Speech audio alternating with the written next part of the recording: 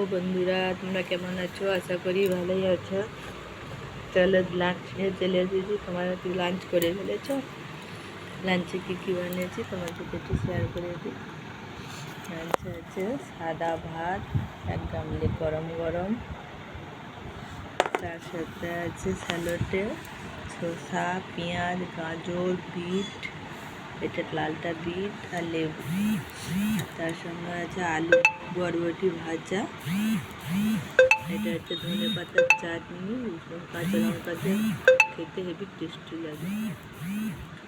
আর আছে কালকে 2 রকমের মাংস। দেখো বন্ধু, অনেকটাই মাংস রয়ে গেছে যে।